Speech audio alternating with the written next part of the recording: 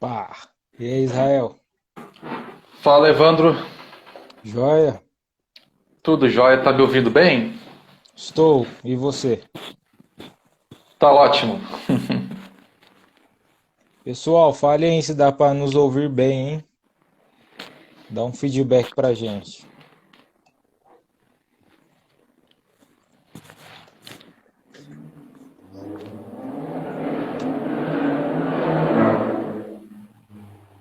Tá pega. É, aqui perto de casa, o É as pessoal gosta trombetas, é de. as trombetas. É, algum Van. Tem um pessoal que acha que é o Van Diesel, né? Entendi. Muito velozes e furiosos. Aham.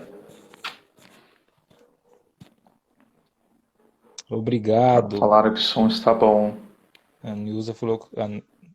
Nailza. Nailza. Nailza. Abraço aí, tia.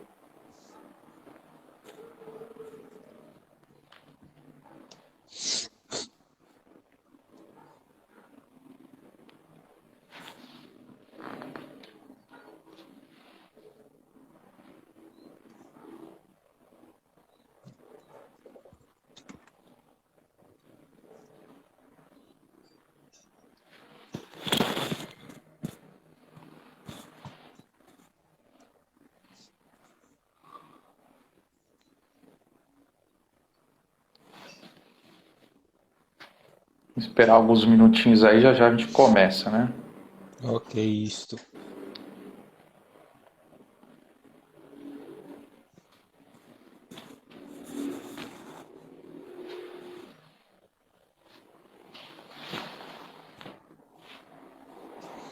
Pessoal, já dando um spoiler aqui para quem tá online, vamos ter a parte 2 sobre o milênio, que eu e Israel conversamos.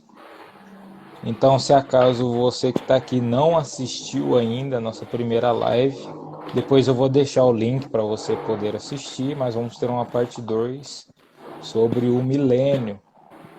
E também, futuramente, após ela, vamos falar sobre um pouco a dificuldade de interpretação dos textos proféticos, né? É. Quem, quando você vai trabalhar, eu converso muito com Israel e às vezes tem livros que é só sobre profecia, mas tem uma profecia que os caras pulam e às vezes eles É. não preferem não comentar. Então, teólogos ali, doutores, estudam e eles assumem o quanto é difícil um texto profético. Então, o Israel se propôs, né, falar um pouco dessa dificuldade. E, obviamente, eu sei que ele vai nos dar caminhos também.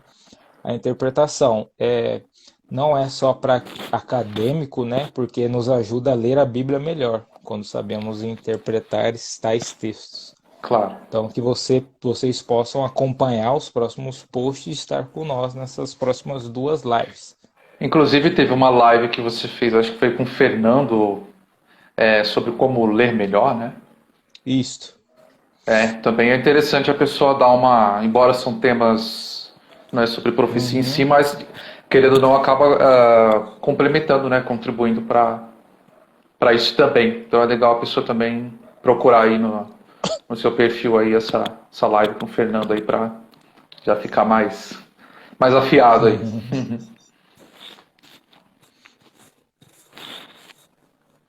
Esse tema de hoje é um tema bem sensível, né? Bem Sim. sensível mesmo. Tava E não pensando deixa de nisso. to e não deixa de tocar na escatologia, né? É Também, muito com ligado. certeza. É muito Com ligado. certeza. Né? Que tem, um dos temas que a gente estuda na escatologia é o estado intermediário. Até na última live sobre Milênio eu acabei tocando um pouquinho sobre o estado intermediário, né? Mas Sim. nessa aqui que vai ficar bem mais claro.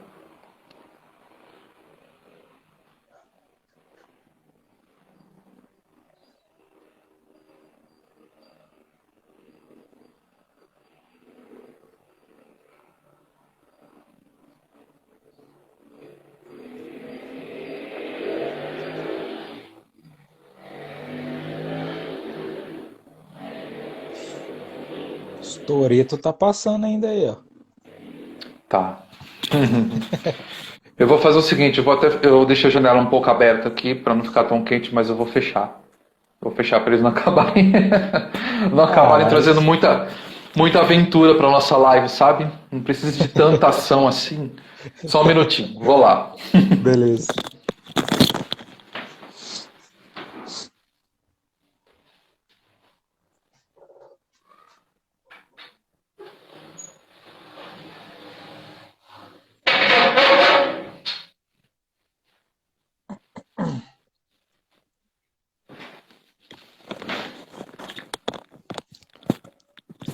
Só o barulho fechando a janela deve ser pior que a moto, né? Mas vai ser melhor agora.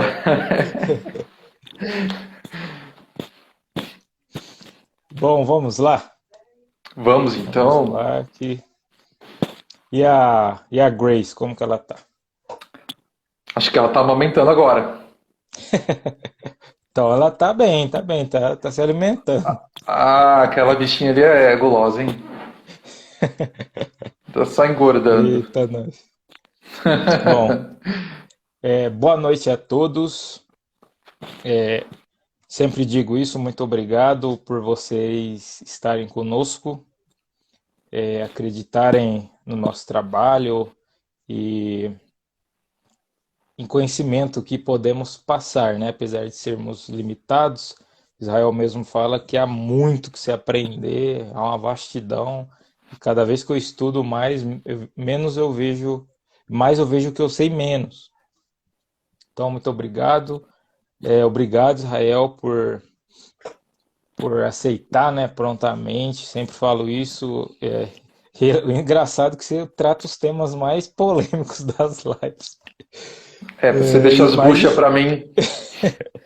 E mais difíceis, né? Porque quando tudo que se trata algo futuro, escatológico, essa questão do já ainda não é complexo. É, Mas nesta live vamos falar um pouquinho sobre a vida após a morte. Há várias religiões, há vários vídeos, há vários filmes, né? Tem aqueles filmes que as pessoas morrem e elas voltam, né, de forma de espírito para o mundo terreno, né? Tem contato ali, consegue ter contato com as pessoas que estão vivas, né? E vice-versa. E alguns se comunicam através de outros. Alguns vão falar que não há vida após a morte, e realmente somos aniquilados, né? Outros vão falar que só é aniquilado aqueles que não vão para o céu, né? Mas só que eles são condenados, vão ser aniquilados e não vão mais existir. Então há várias coisas sobre a vida após a morte. A morte, ela é algo que, não sei o Israel, mas por mais que você estude, você entenda, não estamos preparados para ela. Não no quesito pessoal, mas no quesito familiar, né? Quando um ente morre, alguém próximo morre, e isso é complicado, né? Às vezes quando morre na nossa percepção antes da hora, para lidarmos com a morte é algo complexo. Mas quando falamos de morte, aqui vamos falar de algo muito pessoal. Algumas pessoas têm medo da morte, isso é óbvio, né? Algumas pessoas amam estar aqui, algumas pessoas querem logo, né? Ah, quero a eternidade e tal, e esquecem de viver a vida terrena. Então há extremos. Mas eu quero te fazer uma pergunta óbvia, Israel. Eu acho que não sei se você esperava por ela, porque já é um pressuposto da nossa live, mas eu queria que você, né? Eu sei que você vai falar por nós dois, é, se de fato existe vida após a morte. Porque eu, né, quero que você fale um pouco para nós o porquê nós, ou todo cristão, deveria crer numa vida após a morte. então. Boa noite. Boa noite a todos. Agradeço ao Evandro pela essa oportunidade de estar aqui falando. Realmente um tema bem sensível mesmo, até porque todos nós somos seres mortais. Em algum momento a gente vai morrer. Todos nós temos alguém querido que já se foi ou que ainda vai partir.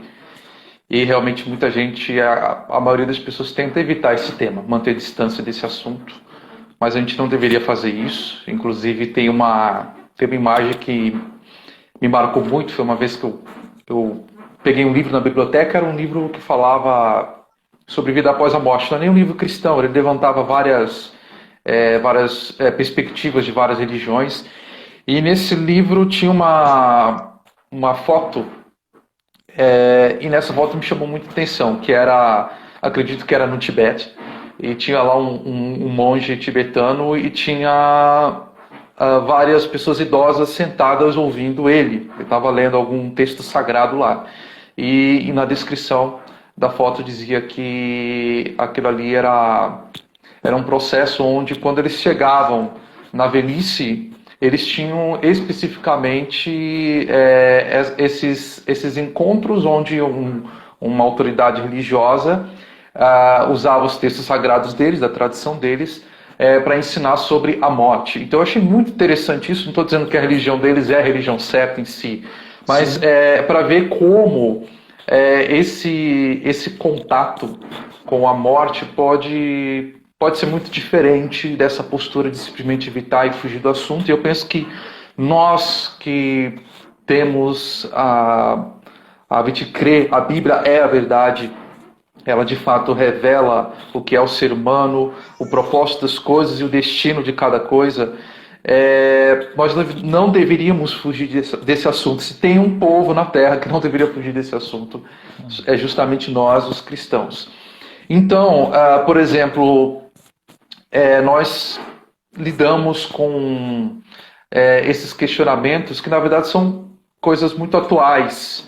Se há vida após a morte? Essa pergunta, ela dificilmente seria feita no passado. A Bíblia, por exemplo, ela não está se dando ao trabalho de querer provar que existe vida após a morte, porque toda a revelação passada, o ensinamento, a mentalidade, não só do povo de Israel, mas dos povos também ao redor, é de que algo continuava existindo. Então, eles não estavam tendo que lidar com essas discussões contemporâneas. A gente tem que lembrar que nós estamos num mundo que tem muita influência do materialismo. Quando fala que materialismo, não pense em pessoas materialistas no sentido de pessoas que gostam de dinheiro, pessoas ambiciosas. É materialista no sentido de que só existe a matéria e não existe nada além da matéria, que é uma visão muito adotada por pessoas ateístas, tem um viés aparentemente científico ali, mas que, ou seja, só existe, nós só existimos na medida que o nosso corpo está funcionando. Quando morre, acaba. Inclusive, hoje em dia, nós já temos materiais, tem livros, embora que como não cheguei a ler alguns desses de forma aprofundada para indicar nomes, mas nós já temos livros que tentam, numa abordagem mais científica, analisar essa questão se há vida após a morte. Obviamente não é uma questão fácil de se provar, Assim como a gente fala que como é que você vai provar que Deus existe? Tem coisas que não são fáceis de se provar. Mas nós partimos da premissa bíblica de que existe a vida após a morte, que nós nunca deixamos de existir. Quando alguém vem ao mundo, vem para ficar. Vem para ficar. O que muda é o contexto em que esse indivíduo se encontra. Se é nesse contexto terreno ou se é no contexto de um plano de existência espiritual ou mundo invisível, vamos assim dizer. Muito bom. Pelo que eu percebi, então, todos aqueles que creem que a Bíblia é verdade, é a palavra de Deus, obviamente, igual você falou, a Bíblia não tem o trabalho muito específico que você falou, essa informação, que a Bíblia não se dá o trabalho de provar que é a vida após a morte, porque ela já trabalha em cima desse pressuposto. E essa polêmica não existia na época. É igual de falar que a Bíblia não se preocupa em provar que se Deus existe. Já existia esse pressuposto. Sim. Então, todos aqueles que creem na Bíblia como a verdade, entende-se que há uma vida após a morte. Por isso que o título da nossa live, A Vida Após a Morte, um olhar bíblico. Porque há aqueles que, talvez a Bíblia não seja a verdade como um todo, para eles, né? Não só ela é verdade, como eles têm outras coisas, mas também crer na vida após a morte. Por isso o subtítulo é uma visão bíblica, que aqui como cremos que a Bíblia é a verdade de Deus, ela vai nos informar Uhum. dessa vida após a morte. Então agora, Israel, eu queria que você nos falasse um pouco o que a Bíblia fala para nós sobre essa vida após a morte. Será que devemos ter medo? Será que devemos ficar felizes com essa vida após a morte? Será que devemos ficar preocupados? Ou será que devemos ficar ansiosos? Ou talvez os dois sentimentos? Bom, aí em parte, como nós acreditamos que há tanto recompensa como o juízo, aí depende de que lado a pessoa esteja, esse nível de preocupação, né? Mas esses dias, justamente por causa dessa live, eu tive que usar vários livros que eu tenho aqui em casa. Eu recorri a várias teologias bíblicas, principalmente, além de comentários bíblicos, dicionários. E quando a gente vai a fundo, o negócio é bem mais complexo do que a gente pensa. É aquilo que eu já falei uma vez, me referindo a Mateus 24, né? Quando parece simples demais, é porque talvez você não tenha, de fato, entendido a coisa. Talvez, para ficar um pouco mais claro aqui, a gente se situar, é necessário fazer aqui uma divisão entre o que o Antigo Testamento fala sobre vida após a morte e o que o Novo Testamento fala sobre vida após a morte. Porque se a gente não fizer essa divisão, não que necessariamente um esteja contradizendo o outro, mas a Bíblia ela trabalha com uma revelação progressiva. Então nem sempre todas as informações estiveram disponíveis. Então tem coisas que conceitos que o Antigo Testamento vai trabalhar, que o Novo não necessariamente vai desenvolver isso. E tem coisas que serão inéditas, exclusivas do Novo Testamento. E nós temos um grande desafio em relação a isso, que é o seguinte: você pode pegar a sua Bíblia, ler os textos, mas talvez a tradução não te ajude muito a de fato compreender o que está ali, certo? Então não estou aqui questionando a veracidade da escritura, se é inspirada ou não. Com certeza ela é. Nós somos a gente faz teologia conservadora, né? Sim. Porém, nós devemos entender o seguinte: quando se trata de você pega ali a Bíblia na língua original que foi escrita, no Antigo Testamento predominantemente o hebraico, no Novo Testamento você tem o grego.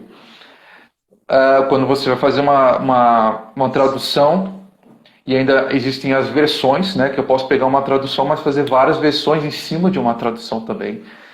E aí podem surgir uma série de problemas, porque a pessoa pode traduzir uma palavra para uma determinada língua, porém o uso que se faz dessa palavra passa uma ideia diferente daquilo que está realmente nas línguas originais.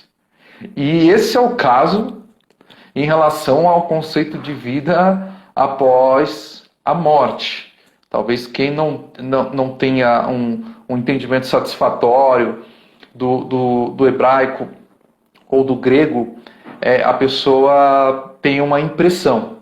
Mas ao realmente ver as palavras, o sentido, vamos dizer, original, aí a pessoa vai tomando uma outra perspectiva.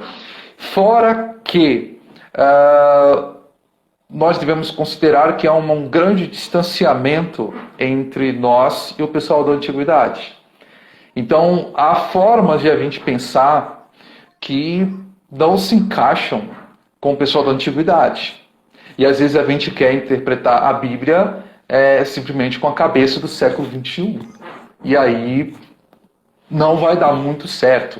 Então a gente precisa, para realmente entender a Bíblia, fazer esse exercício de se pôr também no lugar, na perspectiva da pessoa do passado. Não é uma tarefa fácil e a gente obviamente depende de ótimos estudiosos para facilitar isso, mas talvez o problema que eu vou pontuar aqui é a palavra inferno.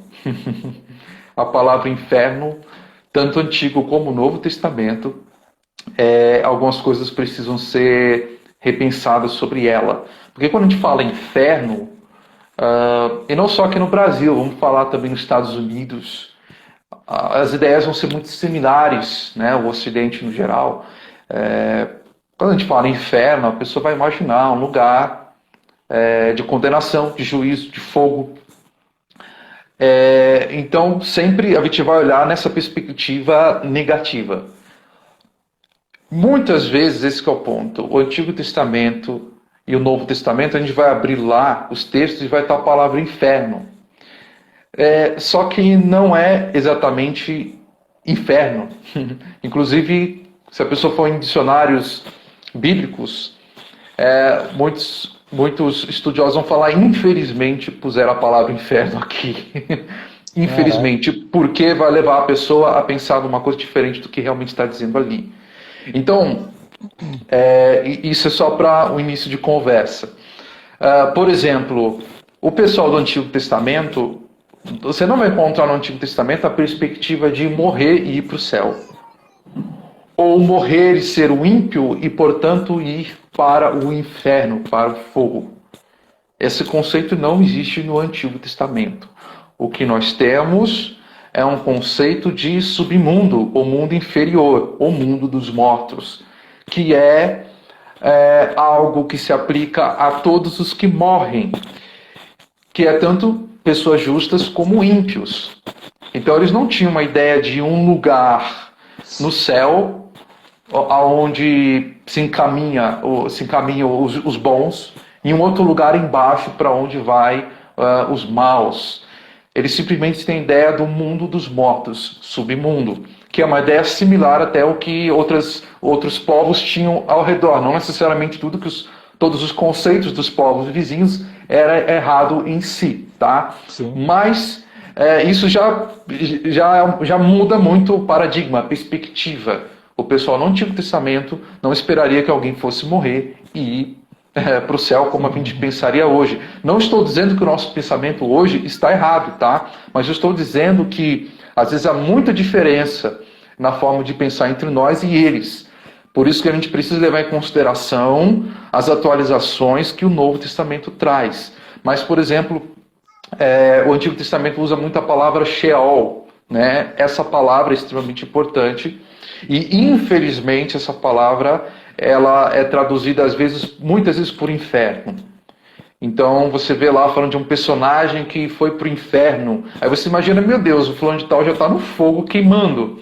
E às vezes não é essa a ideia, ele simplesmente está no mundo dos mortos. Ou seja, a palavra muitas vezes é inapropriada. Inferno não deveria ser posto ali. Às vezes se põe sepultura ou se põe túmulo. Às vezes de fato está falando da sepultura, onde realmente você vai depositar o cadáver, mas muitas vezes está se falando do mundo dos mortos. Ou seja, a ideia é descer, quando as pessoas morrem, seja justo ou ímpio, elas desciam ao mundo dos mortos. Não tem o subir ao céu, como hoje nós pensamos. Então isso já faz uma diferença muito grande.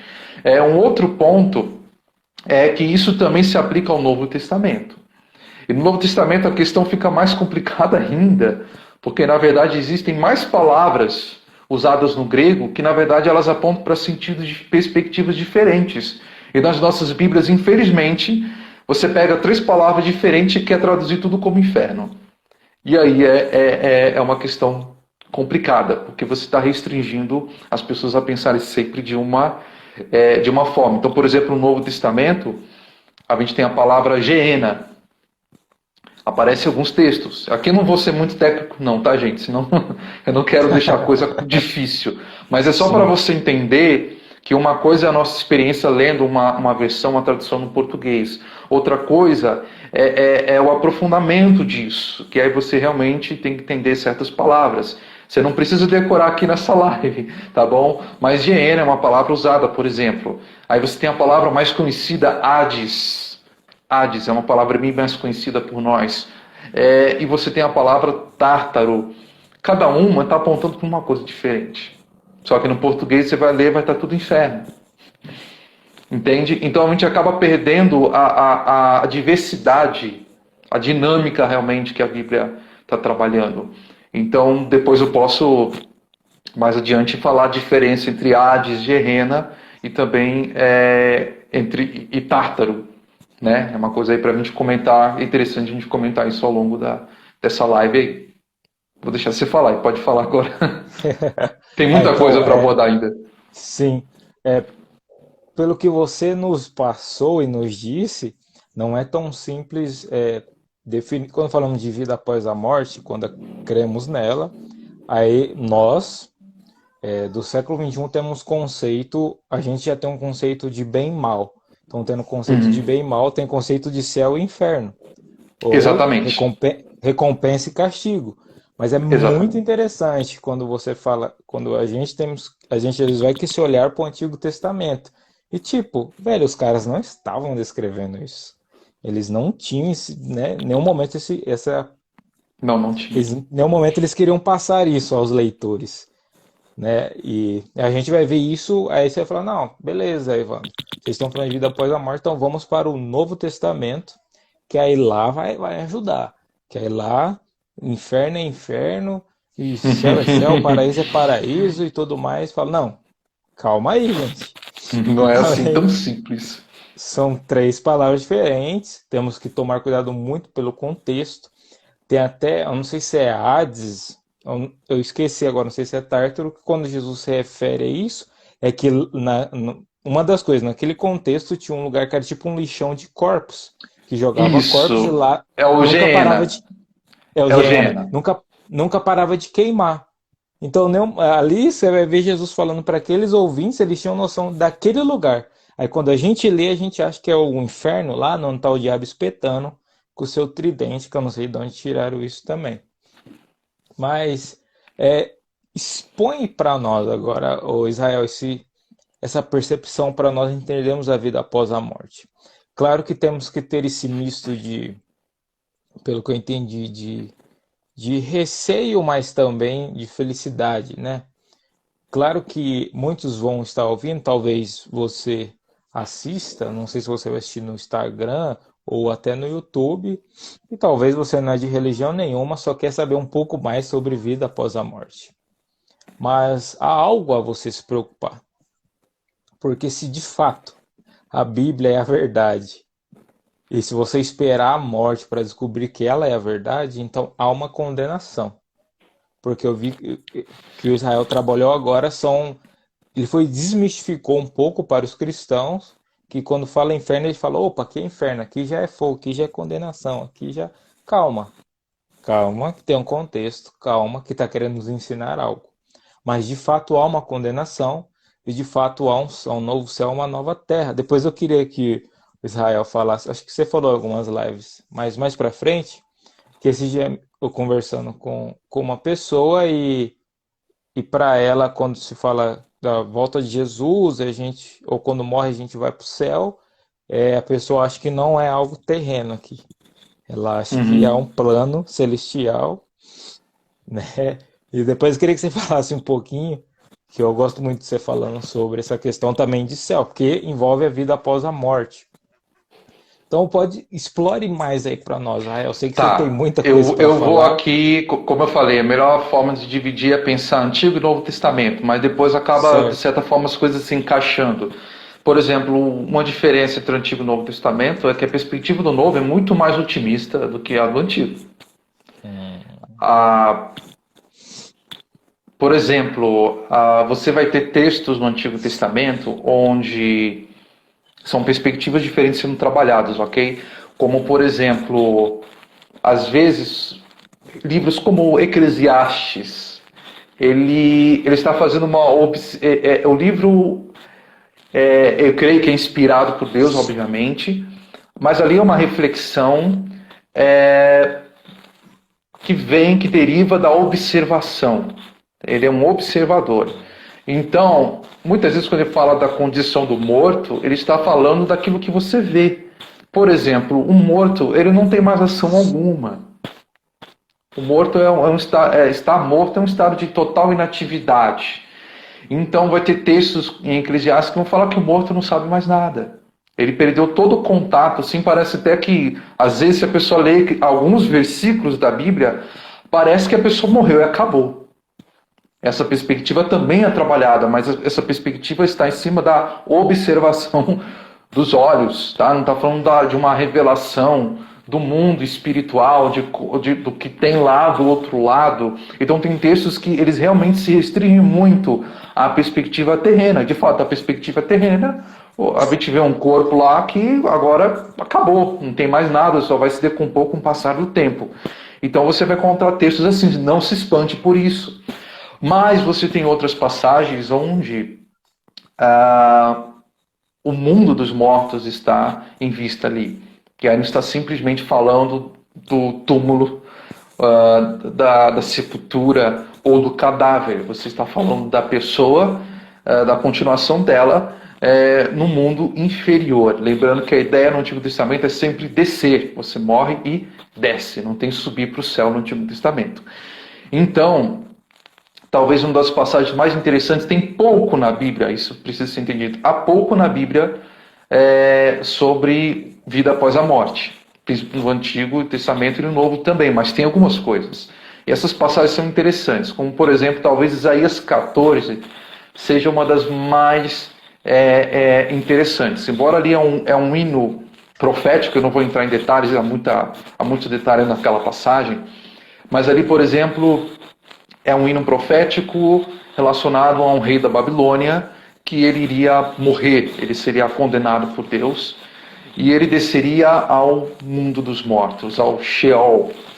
E dali, embora não esteja descrevendo uma cena real, né, não é uma visão real em si, é um hino profético, mas nós acreditamos, eu falo nós, eu e alguns outros teólogos, né, nós acreditamos que essa passagem sirva para, pelo menos, estabelecer alguns conceitos, algumas premissas. Como, por exemplo, esse rei da Babilônia, ele, quando desce ao mundo dos mortos, ele ainda tem uma posição de rei. Por mais que na terra ele não vai exercer mais esse ofício. Mas é como se aquilo que você foi na terra, você continua sendo do outro lado. Então fala desse rei descendo ao mundo dos mortos e os outros reis das nações vindo ao encontro desse para, vamos assim dizer, recepcioná-lo. Então existe ali uma ideia, uma concepção de que há uma continuidade do que você foi. Nós estamos dizendo que a pessoa vai continuar exercendo o ofício. É o mundo dos mortos. E também a memória, a lembrança. Que talvez isso seja uma questão que alguns levantem. Poxa, será que depois que a pessoa morre, ela continua lembrando de quem ela foi, de como eram as coisas aqui em cima? Será que alguém recordaria do outro? Questões assim. E essa passagem, ela talvez lance luz sobre isso, afirmando que sim, se pegarmos ali como uma referência, né, uma possibilidade que sim, eu acredito nisso. Eu acredito que esse texto, mesmo sendo um hino profético, ele serve de referência para a gente ter algumas noções sobre o que tem lá. Mas, como eu disse, a visão do Antigo Testamento é muito pessimista, porque o grande foco do Antigo Testamento está na vida que o Senhor Deus vai lhe conferir de forma no plano terreno. Você não vai pegar na aliança mosaica algo falando sobre morrer e ir para o céu na eternidade. As bênçãos, as promessas são para o plano terreno. É o povo de Israel em seu contexto na terra prometida. Pode parecer muito materialista, muito, nossa, só foca ali prosperidade terrena, vitória contra os inimigos, multiplicação da família, das gerações, mas sim, é a experiência terrena que está em foco ali. Você não vai encontrar morrer e ir para o céu, como já falei. Então, o foco realmente deles era: eu vou viver a bênção de Deus o quanto for possível aqui na Terra. A trajetória terrena é o grande foco. Hoje, nós cristãos, ainda bem, né? Mas a gente vai falar que, nossa, você tem que se preocupar com a eternidade. Você não pode viver só pelo presente, só pelas coisas terrenas. Não que o Antigo Testamento estivesse, então, incentivando a uma vida carnal, a uma vida cobiçosa. Pelo contrário. Mas o foco está na vida terrena, a valorização, talvez essa seja a palavra, a valorização da trajetória terrena. Então, para o pessoal do Antigo Testamento, a vida era poder eles manterem-se na aliança com Deus, viver as bênçãos da aliança, que envolve a experiência na terra prometida, envolve vitória contra os adversários, envolve a multiplicação da família, ter filhos, a colheita, o plantio, ter água à disposição, coisas muito básicas, mas esse é um foco. Então, para eles, quando eles morriam, é uma privação disso tudo. Entende? Então não tem uma ideia muito consoladora sobre o que tem depois da morte. Não é que eles esperariam, eu fui um justo, eu fui uma pessoa boa, vou morrer e vou ficar em sofrimento e tormento. Não é isso também. Mas é como se o melhor da vida teria sido experimentado na trajetória terrena, não no que tem depois. Então por isso que você vai pegar, por exemplo, o Salmo 88, depois que a gente tiver esse tempo, lê o Salmo 88 e vai lá falar que o mundo dos mortos é um mundo de esquecimento. A pessoa lá, ela se torna esquecida por Deus, inclusive. É a terra do esquecimento, é assim que ela chama. A terra do esquecimento, da escuridão, uma série de palavras. Ele não está falando só de perversos, não. Ele está falando, inclusive, do justo. A terra do esquecimento. Então era a ideia de privação. Porém, no Antigo Testamento, começa a surgir, vamos assim dizer,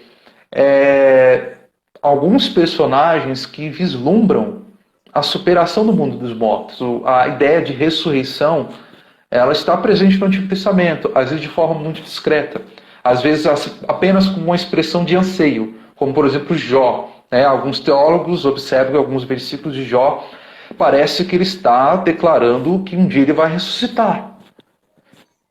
Você tem alguns salmos, embora alguns deles a gente acabe entendendo que são salmos messiânicos, que Deus não deixará o justo na corrupção, ou seja, na morte.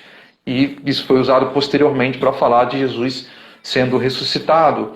Mas então você tem alguns salmos, algumas passagens, onde começa um vislumbre de a experiência pós-morte ser algo que, em algum momento, Deus faça alguma coisa em favor do justo, certo? E aí você começa a ter alguns textos proféticos, onde eles, de forma mais clara, como por exemplo o livro de Oséias, fala de ressurreição dos mortos, Isaías 26 fala de ressurreição dos mortos, e Daniel 12, então, coroa o ápice da crença na esperança de ressurreição dentre os mortos. Mas o que eu quero que fique claro é o seguinte, que essa experiência positiva e otimista é a exceção no meio da regra. No Antigo Testamento, a expectativa eu estou indo para um lugar onde simboliza simplesmente uma privação. Uma privação. Então, a gente hoje tem uma visão muito mais otimista disso. E aqui, pode falar. Então a gente não tá vendo como é interessante sobre quando vamos, a gente sempre fala isso, né? Mas quando vamos tirar alguns conceitos da Bíblia, nunca podemos associar o antigo do novo e o novo do antigo. Porque se de fato fôssemos pegar só o antigo como padrão de vida após morte, nosso conceito seria privações, por exemplo. Seria o esquecimento, a ausência do próprio Deus. Mas e aí, Israel? Aí o novo vai dar luz sobre esse conceito, ou ele vai ofuscar mais conceito sobre a vida pós-morte? E de fato, eu sei que agora você vai entrar, porque parece que o novo agora ele divide, né? Ele não fala só de um conceito de descer, ou de esquecer, ou de privação, mas parece que ele fala de alguns vão ser castigados e outros vão ser recompensados, né? Ou terão alívio. A ideia de uma justiça, uma retribuição, ela já está presente no Antigo Testamento. Inclusive, alguns teólogos, algumas teologias bíblicas que eu li, eles fazem a observação de que provavelmente livros como, por exemplo, Provérbios e Eclesiastes comecem a levantar a questão se aparentemente nem toda justiça é feita aqui na Terra, então talvez algo seja reservado para o depois, né? Não é que não exista a ideia de uma punição ou de uma recompensa. A questão é que não existe essa divisão de lugar, céu e inferno, como nós entendemos hoje. Mas não pensemos que o Novo Testamento é simplesmente uma ruptura total com o Antigo Testamento, que essa ideia não estaria correta. Por exemplo, você levantou anteriormente uma questão, eu vou aproveitar e já emendar as coisas aqui, matar dois coelhos num tiro só, é que você falou, né, tem pessoas que idealizam, a gente falou um bocado disso na live passada sobre milênio também, essa ideia de, às vezes, ou o milênio ou a eternidade ser no céu, num plano espiritual, mas não na terra. E alguns veem isso até com maus olhos, a ideia absurda de, nossa, depois de você estar glorificado, você ter que viver na terra, parece um rebaixamento, parece uma condição realmente inferior. O Novo Testamento, assim como o Antigo, o Novo Testamento valoriza a ressurreição dos mortos de forma onde ele não se contenta simplesmente em alguém ter morrido, mesmo que em Cristo, e ter ido à presença de Deus, que aí seria o tal estado intermediário que a gente fala. Que o estado intermediário seria esse período entre a morte do indivíduo até que venha a ressurreição. Mas a questão qual é o sentido de haver ressurreição? Não é simplesmente a ressurreição não é simplesmente um ato para nos pôr próximos de Deus, porque o morrer em si, nós entendemos isso pelas palavras de Paulo, que ele trabalha lá em Filipenses, inclusive no primeiro capítulo. Depois, quem tiver calma, leia lá, eu não vou ficar lendo um monte de texto aqui, mas Paulo ele fala que morrer é lucro. Se ele ficasse na terra, teria um proveito, ele continuaria fazendo a obra. Mas se ele morresse, ele via nisso o lado bom, que ele estaria com o Senhor, ele habitaria com o Senhor. Da mesma maneira, nós temos ali outro exemplo, é aquele ladrão na cruz, ao lado de Jesus, onde Jesus declara para ele, após ele demonstrar fé e reverência, de que você estará comigo no paraíso. Né? Então, o Novo Testamento, ele já trabalha muito forte essa ideia de que morrer para o crente é estar com o Senhor. É estar com o Senhor. Então já não tem mais aquele impacto, a ideia de privação de Deus, mas a ideia de estar com o Senhor. Observe que em muitas passagens o foco maior é até mais estar com o Senhor do que estar no céu. Às vezes os cristãos falam muito da perspectiva, às vezes geográfica, vamos assim dizer, né, de estar num lugar. E o foco maior desses passagens, isso, de lugar, de local. E o foco maior dos textos é estar com o Senhor. O mais importante que acontece é o seu novo nível de contato, vamos assim dizer, de comunhão com Deus, que nós já temos em parte comunhão com Deus, né, através também do Espírito de Deus, mas a gente entende que é um contato muito maior, né? Por isso que Paulo vê ali algo diferente, porque ele fala, estando no corpo, eu estou ausente do Senhor, mas não estando no corpo, ou seja, morrendo, eu vou me aproximar de Deus de uma forma que ele vai poder ver Deus, né? Agora, o Antigo Testamento valoriza o ser humano o estado ideal do ser humano apresentado no Antigo Testamento é o ser que está encarnado, ou seja, está num corpo. Não confundam com reencarnação. Eu não falei reencarnado, tá, gente? O pastor está ensinando espiritismo. Eu falei encarnado, hein? Não vamos fazer confusão, não vou estar na situação difícil. Deus cria o homem e ele cria o homem no corpo. O homem, desde a sua criação, é um ser corpóreo. O Novo Testamento não perde isso como ideal. É aí que está a diferença, talvez, entre a mentalidade de alguns cristãos que acabam desvalorizando a importância do corpo. Obviamente, nós não estamos criando a esperança de ter um corpo de novo nessas mesmas condições aqui. Né? A gente vai envelhecendo, aparecendo um monte de manchinha no rosto, as costas vão doendo, e a gente sabe que a gente vai morrer em algum momento. Então, olhando para o corpo aqui agora, você fala, não anima muito algumas coisas, né? Mas existe um motivo, a ressurreição ela precisa acontecer para que a gente retorne ao estado ideal. Isso é muito interessante. Então, os apóstolos nunca se contentaram, Paulo mesmo, que talvez seja o que mais fale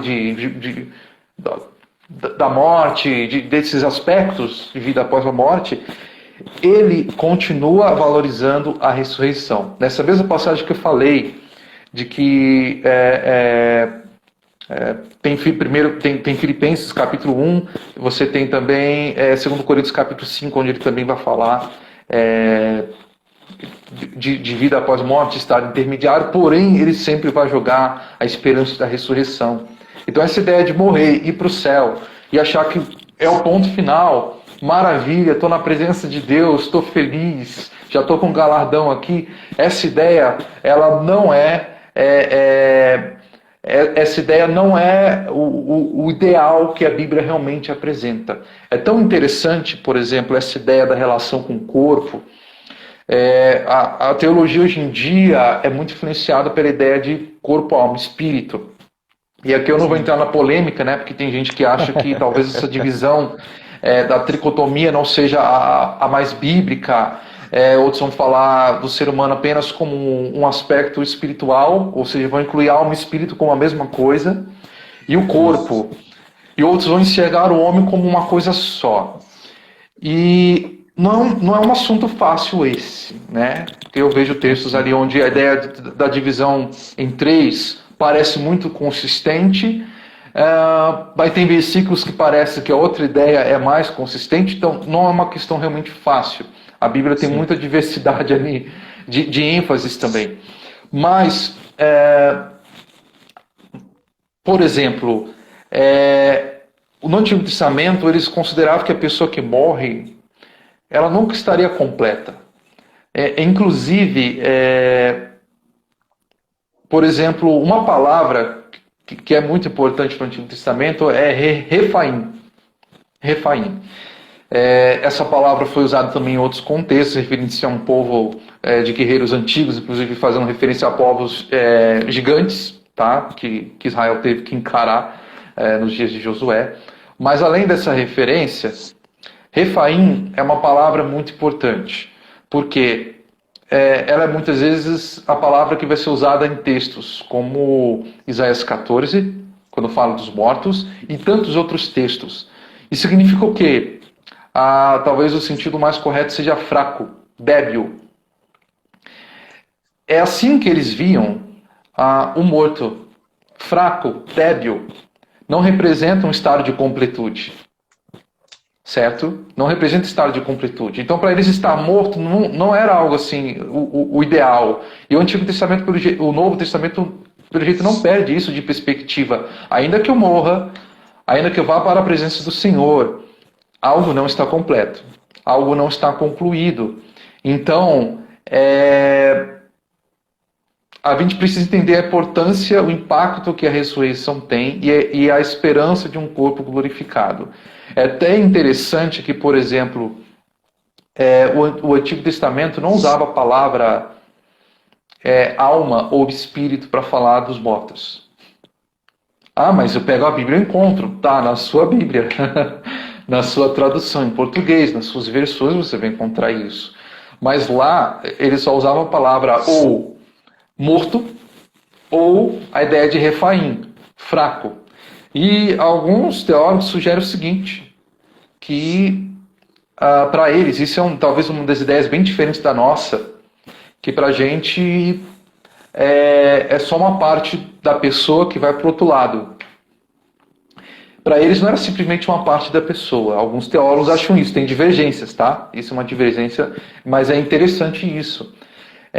Que o que vai, o refaim, ele é uma sombra do que você foi aqui na Terra.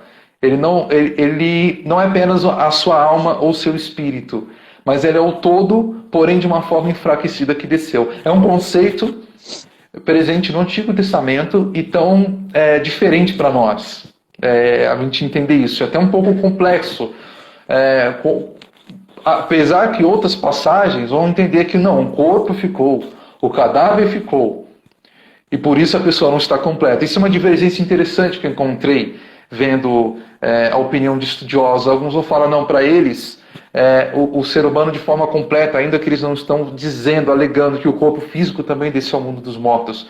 Mas é que o ponto é o seguinte, eles não estão simplesmente dividindo o ser humano. A ideia de que o ser humano, de forma integral, ele é constituído de corpo. É tão importante que isso é até um choque para nós, que hoje em dia a gente fala, não, o ser humano ele é um espírito, ele tem uma alma e ele tem um corpo. O corpo é tratado apenas como posse, mas não como parte de quem eu sou. Tá entendendo? Isso é uma diferença de mentalidade. Talvez, eu não sei se ficou tão claro as coisas aqui que eu falei, é um tema realmente complexo. Mas é para você entender o seguinte, às vezes a nossa forma de pensar não é exatamente a mentalidade bíblica. Então, em certos textos você vai encontrar a ideia, não, eu vou para Deus, o corpo vai ficar. O corpo vai morrer. Mas tem outras perspectivas trabalhadas também dentro da Bíblia, onde eu sem o corpo, eu nunca estou completo. Nunca estou pleno. Né? Então há divergência de opinião. Mas também porque a Bíblia trabalha perspectivas diferentes, que elas não necessariamente são contraditórias, mas ela está enfatizando coisas diferentes. Tá? Só estou jogando essas coisas aqui para vocês entenderem que a gente precisa sair um pouco da nossa zona de conforto e abrir a mente para outras perspectivas que não são necessariamente fora da Bíblia, mas são justamente, às vezes, a forma como as pessoas da Bíblia pensavam. Então eu posso ou considerar que eu mesmo sou a alma, que apenas estou habitando um corpo, ou eu posso pensar de uma forma mais profunda e complexa de que esse corpo é parte de quem eu sou. E, portanto, eu nunca estarei completo e pleno enquanto não houver uma ressurreição. Entende? Pessoal, vocês viram que não é simples assim, né? Não é. Deve ter bugado a mente das pessoas. Bugou a minha também um pouco. Somos chamados a sair da nossa zona, né? Igual o Israel ele vem nos provocando. Pelo fato de às vezes, temos compreensões muito minimalistas das escrituras, né? Eu vejo que o Israel vem em todas as lives quebrando isso, né? Sobre tribulação. Acho que o meu maior papel é sempre falar, não é fácil. É mais difícil do que você pensa. Sobre tribulação, sobre milênio, agora sobre a vida após a morte. Uma das coisas que eu vi que você já veio desconstruindo é sobre a reencarnação, até pelo fato de Hebreus 9:27 dizer que cabe ao homem viver uma vida só. Então você já desmistificou isso, que eles falam, a vida após a morte, mas eu volto em outra pessoa, eu volto no animal. É até interessante, porque esse tema é tão vasto, e até quando a gente combinou de fazer essa live aqui, eu achei ótima a proposta foi sua, e eu achei muito interessante, e como realmente, assim, que talvez nem dê tempo de falar tudo hoje, embora a gente ainda vai falar mais coisinhas aqui. Mas tem tanta coisa para a gente trabalhar em relação a analisar as doutrinas espíritas, por exemplo, ou outros movimentos ou ideias até mais recentes, mais atuais, que realmente pode mexer muito com a cabeça das pessoas, e a gente precisa também oferecer respostas coerentes para muitas dessas questões. Né? E tem, por exemplo, isso até para a pessoa entender aquilo que eu falei, que o conceito do Antigo Testamento não é de dois lugares distintos, mas é de o mesmo lugar, o reino dos mortos para todo mundo, que é a passagem de Samuel, em 2 Samuel 28, se eu não me engano, quando o rei Saul decide consultar a necromante, é uma passagem bem controversa, e lá a necromante vê Samuel subindo da terra, ou seja, de onde Samuel está vindo? Está vindo de baixo, porque a ideia é descer, você morre, você vai para o mundo inferior. Então eles realmente tinham uma ideia de que existe os céus, habitado por Deus, pelos seres celestiais, existe o plano terreno, habitado pelos seres humanos, e de certa forma alguns lugares às vezes associados a seres demoníacos, como os desertos, por exemplo. E você tem a ideia do mundo inferior, o mundo dos mortos. Então, nessa passagem, alguns vão falar, não, nessa passagem era um espírito enganador, não era Samuel, era um demônio se fingindo de Samuel. Vai ter um monte de opinião, é controversa. Eu, particularmente, acredito que era Samuel, porque a Bíblia está dizendo que era Samuel. Então, ou o autor bíblico, ele não sabe diferenciar um demônio do profeta, ele não sabe diferenciar a identidade de um do outro, ou, né, que eu acho que seria uma questão complicada, porque aí vai entrar a questão, mas a Bíblia proíbe o contato com os mortos, isso é um ponto interessante. Sim, a Bíblia proíbe o contato com os mortos, mas a Bíblia não disse necessariamente que é impossível entrar em contato com o morto, isso é outro ponto, né, para a gente levar em consideração também. Mas aí entra a questão, o Antigo Testamento, a lei tem uma postura muito rígida em relação à consulta aos mortos. Inclusive, Saul acabou pagando um preço ainda mais caro. Ele, que já era um homem rejeitado por Deus, pesou ainda mais. Tem um versículo bíblico que fala que porque ele fez isso, pesou ainda mais no final trágico que ele teve. Tá? Então, é uma coisa que tem as suas consequências e a gente talvez trabalhe isso em outra oportunidade, outra ocasião também, porque a Bíblia tem os motivos dela, por que proibir esse contato com o mundo dos mortos, que também acaba, acredito eu, se entrelaçando muito com o que é demoníaco, com o que é maligno, com o que é das trevas também. Né? Tem muita coisa ainda para a gente se aprofundar nesse sentido, mas vou deixar você falar aí. Não, só vou concluir que você desmistificou também essa questão de local, né? Morri, né? Eu vou lá ficar no céu, o outro morreu, ele vai ficar no inferno. E pela sua fala, o conceito é um conceito de restauração. Tanto de quando a gente rejeita o nosso corpo terreno, depois que eu morrer, ele vai ser desfeito e ali eu subo, né? Não, igual você falou, há uma necessidade para sermos completos. Só que aí quando a ressurreição acontecer, seremos transformados, né? Nosso corpo será glorificado, restaurado. Então o conceito também da terra, novo céu, nova terra, é questão de restauração. As pessoas têm muito conceito de que a terra vai explodir, né? Vai explodir toda a terra e a gente vai subir. Só que eu queria te fazer uma pergunta muito interessante. É muito feita hoje, não sei se você escuta quando se fala sobre o assunto, sobre para onde necessariamente as pessoas vão agora quando morrem, antes da volta de Jesus. Esse Boa estado, pergunta. esse estado intermediário para você, eles já estão lá com Cristo? Alguns vão falar seio de Abraão. O que é seio de Abraão? As pessoas Exatamente. condenadas, né? Os ímpios estão no inferno? Não, o inferno foi inaugurado, não foi? O lago de fogo é o inferno? Não é? Então, se você pudesse falar um pouco para nós, para as pessoas já. Tá. Agora a gente vai chegar nas partes mais. Então, para onde a gente vai, né? Como eu falei, no Antigo Testamento você tem uma ideia de um mundo inferior. Lá vai todo mundo para lá.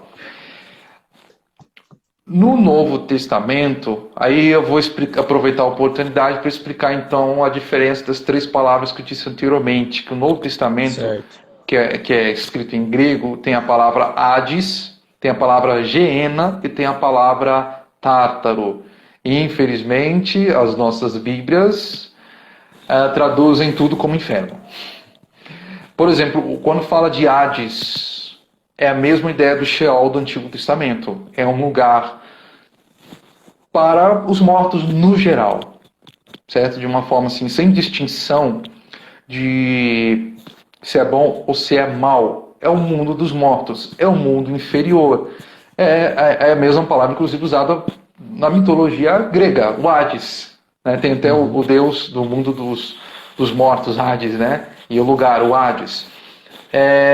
Por exemplo, tocando no assunto que você falou aí do seio de Abraão, que é uma referência a Lucas 16, se eu não estou enganado, que é a passagem do rico e do Lázaro. Alguns vão chamar de parábola, e outros vão falar, não é uma parábola, porque a palavra parábola não aparece ali, e Deus, Jesus, melhor dizendo, dá um nome próprio, Lázaro. Nas parábolas ele nunca dá um nome próprio para ninguém. Então, meio que foge dos padrões de parábola. Então existe essa polêmica. É uma parábola ou não é? Jesus está contando uma história de algo que realmente aconteceu, é um testemunho sobre a trajetória de um homem rico e de um homem pobre, miserável, e o que aconteceu posteriormente à morte dos dois sujeitos. Entra essa questão. Tem gente que vai falar que sim, tem gente que vai falar que não. Tem gente que vai falar, não, a história é só uma retratação simbólica, portanto, os detalhes ali descritos não servem como referência para a gente construir realmente o nosso imaginário do que acontece após a morte. Eu acredito que ali lança luz, sim. Eu acredito que é referência de alguma forma. E ali nós temos um conceito que é o seguinte, né? Eu não vou ler o texto aqui, mas o Lázaro está num lugar com Abraão, companheiro de Abraão, chama de seio de Abraão, e num outro ponto existe o rico que está em tormentos e em sede. E o texto diz que há um grande abismo entre um e outro, de tal maneira que, como Abraão fala, quem está aqui não pode passar para aí, e vice-versa. Mas tente imaginar a cena. Eles estão no mesmo plano de existência, porém, é como se tivesse dois lados. E um grande abismo fazendo uma divisão, uma repartição entre um lado e o outro. Ainda assim mesmo, sendo, vamos assim dizer, no mesmo andar, vamos assim dizer, no mesmo plano, porém, com dois locais separados, um para os justos, outro para os ímpios. Então aí nós já temos uma ideia interessante, porque nós temos uma ideia de reino dos mortos geral, porém dentro dessa ideia de reino dos mortos nós já temos um compartimento para os justos e outro para os ímpios, para os pecadores. Já é uma ideia interessante, é um desenvolvimento interessante. Então ali poderia ser sim o Hades, só que com essa divisão que a Bíblia trabalha. Por algum motivo, Jesus trabalhou isso, tá? Como eu falei, eu acho provável que a passagem de fato seja referência para nós do mundo dos mortos. Outros vão falar que não, como você não vai usar uma parábola para dizer que ela descreve a realidade em si, apenas você usa coisas com símbolos, como analogia, e você não vai levar ao pé da letra, não pode levar a história do rico Lázaro ao pé da letra, a questão do seio de Abraão, o abismo entre um e outro. Eles vão ter essa ideia, tá? Mas eu vou do ponto de que eu acho que dá sim para ter ali como referências. Entra a questão, que é a seguinte: se lá no Antigo Testamento você não tem ideia da pessoa morrer e ir para o céu, ou ser condenado e ir para o inferno, em que momento isso muda? Em que momento isso acontece? Porque até nessa história do rico Lázaro, eles estão no mesmo plano. Então parece que até dentro do Novo Testamento você ainda tem a continuidade daquele conceito do mundo inferior compartilhado por todos. Em que momento isso muda? Porque nós já temos outros textos onde, como por exemplo, Paulo falando, já citei anteriormente, de que se ele morre, ele vai estar com o Senhor. Jesus fala para o ladrão ao seu lado na cruz: ainda hoje você vai estar comigo no paraíso. Então, como a gente imagina que Jesus foi para o céu, já fica subentendido que aqueles que morrem em Cristo, o estado intermediário se passa no céu, na presença, acompanhado de Cristo. Faz todo sentido. E aí nós temos, por exemplo, o livro de Apocalipse, onde você tem mártires, pessoas mortas, cristãos, e João os vê no céu. Ele os vê no céu. Eles estão lá no céu. Alguns vão falar, por exemplo, pegando aqui Apocalipse 6, onde ali no 5º selo, João relata que eu vi a alma dos que foram mortos por causa do testemunho, ou seja, mártires. Eu vi a alma deles debaixo do altar. e eles estavam clamando a Deus, né? Eu estou aqui só parafraseando, tá, gente? Uhum. Até quando o Senhor, Deus, não fará justiça, não vai vingar o sangue daqueles que habitam sobre a terra. Essa passagem, ela pode ser, sim, para mim, eu tomo ela como uma referência, apesar de o livro de Apocalipse ser muitas vezes usa símbolos, e você não vai levar tudo ao pé da letra, como alguns vão falar, poxa, será que realmente ele viu um monte de gente amontoada debaixo de um altar? Porque alguns vão dizer o seguinte, que ali está dialogando com o Antigo Testamento, pois quando acontecia um sacrifício, o sangue ele era jogado abaixo do altar também, né? E ali a ideia de Apocalipse é que os mártires, eles são uma oferta para Deus. Não está dizendo que Deus que matou eles, mas está dizendo que a fidelidade, a lealdade deles é uma oferta agradável ao Senhor. Então a morte deles é algo agradável ao Senhor. Eles morreram e dando um bom testemunho, né? Então eles vão falar que a ideia de almas ali debaixo do altar é só um simbolismo apenas. Mas para mim a essência é a seguinte: João viu mártires no céu. Pronto. Para mim isso que importa, mesmo que tenha simbolismo ou não ali nessa visão, mas a questão é a seguinte: me parece muito claro que morre-se e vai para o céu, no sentido dos crentes, né? No contexto cristão. Morre-se e vai para o céu. Inclusive mantém-se a memória, porque eles sabem que foram mortos, eles lembram que o pessoal matou eles, e eles ainda estão exigindo que Deus faça justiça, não teve nenhum esquecimento. E eles não estão lá no céu descansando em redezinhas, numa varanda feita de ouro, ou estão simplesmente lá sentadinhos numa nuvem. Eles estão ali, parece quase uma perspectiva terrena.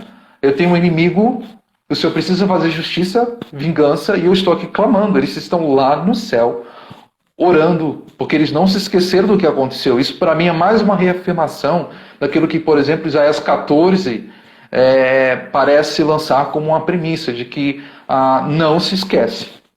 E também isso desconstrói a ideia também daqueles que falam, não, é um descanso dos santos, eles estão num estado de adormecido, que é um outro ponto também que tem gente que fala, não, morreu, mas eles estão dormindo, eles estão no estado de inconsciência. Eu não vejo nenhum apoio bíblico para falar que as pessoas ficam inconscientes, né? Como se estivesse lá hibernando, alguma coisa assim, esperando serem acordadas para a ressurreição. Faz a Bíblia falar, às vezes, que eles são os que dormem, né? Não está dizendo que eles estão literalmente dormindo, pelo amor de Deus, né? Mas... por exemplo, voltando aqui a algumas perguntas que você fez, o inferno já foi inaugurado, aquilo, outro. A palavra Hades, então, como já expliquei, é uma palavra geral, o mundo dos mortos. É o equivalente do Antigo Testamento, Sheol. A palavra Geena já é diferente. A palavra Geena, o contexto dela sempre arremete a julgamento, juízo, punição, castigo. É quando nós vemos a ideia de fogo. Tormento, um fogo que nunca se apaga. Nessas passagens, a referência é Geena. Então, aí sim, nós temos algo para se temer, o Geena. E o Geena é uma referência ao quê? Ao vale de Rinom, que era um vale que ficava ali nas proximidades de Jerusalém, que era o lixão, onde eles acumulavam lixo lá e queimavam. Né? Então, o Geena, sendo o Vale de Rinom sendo usado como referência para condenação e castigo, é a ideia do destino final dos ímpios. Assim como o lixo, né? As coisas encontram o seu destino final no Vale de Rinom, e lá elas são queimadas. O destino final dos ímpios é ser queimado no fogo. Então, o Geena é o ponto final, que é um pouco diferente da ideia de inferno que nós temos. Porque as pessoas já imaginam morrer e já ir para esse lugar os ímpios já morrem e já vão para o meio do fogo, onde o fogo não se apaga. Só que essas passagens estão falando do juízo final. A gente pega lá Apocalipse, o final como é que é? Inclusive, no final de Apocalipse, o inferno e a morte são jogados no lago de fogo e enxofre. Satanás, seus anjos, a besta, o falso profeta, todos os ímpios, o destino final deles é ser lançado no lago de fogo e enxofre. Então, a pergunta é, o Geena, observe, minha pergunta não é simplesmente o inferno foi inaugurado. A pergunta é, o Geena já é algo em operação? Pelo jeito, não. Pelo jeito, ele é o destino final. As profecias falam de fogo eterno, refere-se a um juízo final. Então, não significa com isto que o ímpio que morre agora vai para um lugar bacaninha também. Isso é outra história. Mas aí já é um pouco mais especulativo. Voltando à história do rico e do Lázaro, ali não é necessariamente o estado final, mas o rico ele está em tormentos. Pelo menos com uma sede danada, porque não tem água ali, não tem recursos. Né? Então, já são conceitos diferentes. Ou seja, Hades é um conceito mais geral de mundo dos mortos. Geena já é uma ideia muito específica, o destino final dos ímpios. É onde tem o fogo. Só associar Geena com fogo. Né? E aí entra a outra palavrinha, que é a mais rara delas, que é o Tártaro, que você vai encontrar em 2 Pedro, quando ele fala dos espíritos em prisão. Os espíritos em prisão, uma referência aos espíritos da época de Noé. Isso aí já rende isso aí já rende uma livezinha. Já rende uma livezinha, né? Mas ali, Tártaro é uma palavra também que aparece na mitologia grega. Observe que, como eu falei, não é porque é um outro povo que todos os conceitos do outro povo, da outra cultura, sempre estão errados em si. Mas o Tártaro talvez não deva ser considerado nem o Hades e nem o Geena, é outra coisa. O Tártaro é um lugar específico de prisão para seres angelicais, espíritos em prisão, tá? Entendo que ali os espíritos dos dias de Noé são seres angelicais que se rebelaram lá no momento no passado. Isso é história para uma outra live, para a gente trabalhar em Gênesis 6, trabalhar livro de Enoque e outras coisas mais, né?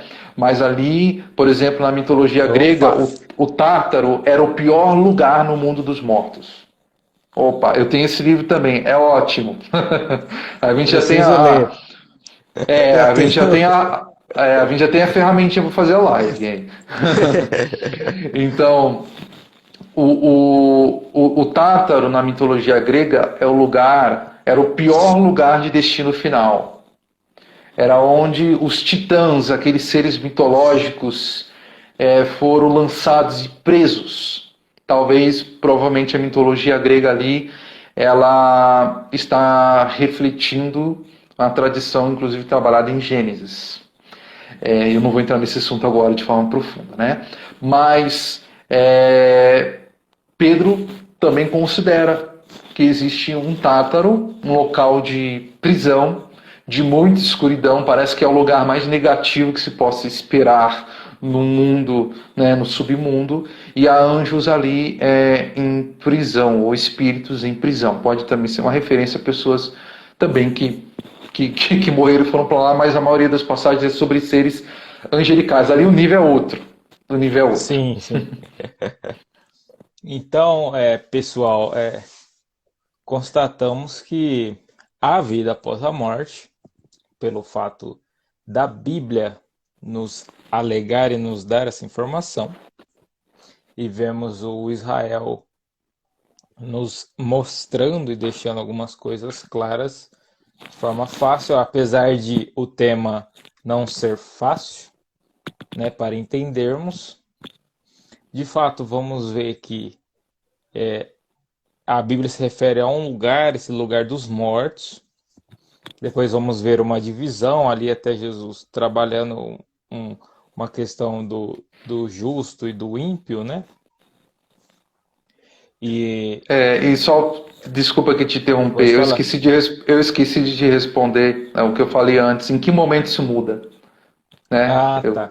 Eu não posso deixar essa passagem e esquecer. Em que momento isso muda? Porque parece que até na história do rico e do Lázaro ainda é o mesmo plano. Mas aí depois você já vê falando de gente estando com o Senhor, referência a céu e tudo mais. Onde acontece essa transição, essa grande mudança de paradigma aí, vamos dizer? Alguns vão sugerir, por exemplo, a passagem de Efésios 4, onde fala que Jesus desceu, né, às regiões inferiores e ele subiu, levando cativo o cativeiro, né, e ele distribuiu dons aos homens. Existe uma ideia no meio cristão, não sei se você já ouviu, Evandro, essa ideia, que é a seguinte: até antes da morte de Jesus, todos iam para o mesmo mundo inferior, certo? Mesmo os justos ficavam confinados no Hades, ou no Sheol. Porém, a partir da morte de Jesus, a sua descida, a gente crê, né? Jesus morreu e ao terceiro dia ressuscitou. Então, durante esses 3 dias que ele ficou fora, né, no mundo dos regiões inferiores, com certeza muita coisa aconteceu nesses 3 dias. Tem algum motivo por ter sido 3 dias. E o que ele estava fazendo durante esses 3 dias? A Bíblia tem algumas informações, eu não vou a fundo em todas elas aqui. Porém, alguns acreditam que esse texto de Efésios está ensinando o seguinte: que o Jesus desce como um vencedor, um sacrifício perfeito. E alguns vão associar também, por exemplo, Apocalipse, que diz que Jesus tem as chaves do Hades. Jesus tem as chaves... A pessoa na Bíblia vai ler lá as chaves do inferno. Chaves do Hades, do mundo dos mortos. E eles vão juntar uma ideia na outra. É uma ideia que precisa ser construída a partir de algumas passagens, né? Conexão entre algumas passagens. E vão falar o seguinte: quando Jesus desce ao submundo, ele reúne todos os justos que lá estavam, e ele sobe, ou seja, quando ele vai ter a sua ressurreição, ele então remove todos os justos daquele contexto que nós falamos da história de Lázaro, do seio de Abraão ou do paraíso, certo? Então eles vão usar essa palavra paraíso como se referindo ao compartimento dedicado aos justos, mas no mundo dos mortos. Então é como se Jesus esvaziasse o Hades dos justos, e os justos, a partir de então da ressurreição de Jesus, não estou falando da ascensão de Jesus em si, mas da ressurreição de Jesus, então o destino dos justos passa a ser não mais simplesmente o submundo, mas eles passam então a habitar o céu. Essa é uma ideia, tá? A ideia parece muito interessante, parece até bem construída, porém eu acho que a coisa não é tão simples assim. Pode parecer uma resposta satisfatória. Eu considero apenas uma interpretação, tá? Ou uma teoria, como a pessoa queira chamar. Se a pessoa quiser acreditar nisso, não é nenhuma heresia, não é nenhum absurdo. Porém, quando a pessoa vai analisar o texto em si e ver de onde Paulo está extraindo certas ideias, que a fonte de Paulo muitas vezes é também o Antigo Testamento. E ali Paulo está fazendo referências ao Salmo 68. Tá? Então, olhando para esse salmo que Paulo usa como referência, levar cativo o cativeiro, ou seja, subir levando cativo o cativeiro, não seria, na verdade, estar liberando ou libertando os justos do mundo dos mortos, o do Hades. Mas seria, na verdade, uma referência a como é feito no Salmo 68. Que Deus, eu vou resumir bem aqui, que Deus, ele, na sua intervenção com o povo de Israel saindo do Egito, Deus ele triunfa sobre os inimigos. Ele é aquele que é engrandecido no Monte Sinai, ele triunfa sobre os inimigos e leva eles cativos. Então a ideia ali não é de levar cativo os justos, não é de reunir os justos e levar eles então para o plano celestial agora, mas é uma referência ao triunfo de Cristo contra as forças do mal. Eles agora são cativos. É aquela ideia de que eu venci o inimigo e agora eles são os meus prisioneiros. E de fato, o livro de Efésios vai trabalhar muito o triunfo de Cristo, a superioridade de Cristo contra as forças do mal. Tem um livro que Paulo escreveu que trabalha a ideia do triunfo dele contra principados e potestades. Com certeza é o livro de Efésios.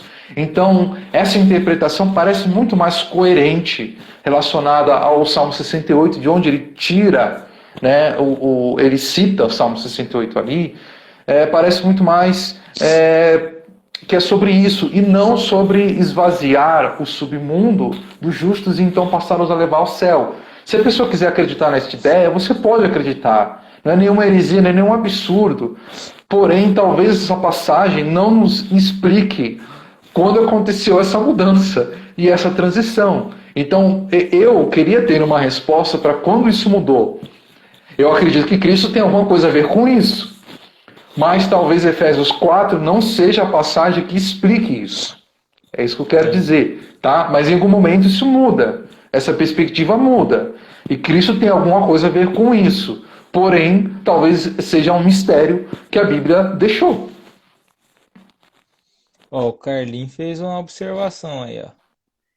Em Eclesiastes 12:7, fala que o espírito volta para Deus. Eu já vi comentaristas afirmando que todos vão para a presença de Deus, mas que os ímpios vão para a presença de ira de Deus. Interessante. Então, mas aí entra um ponto. Não é tão simples assim.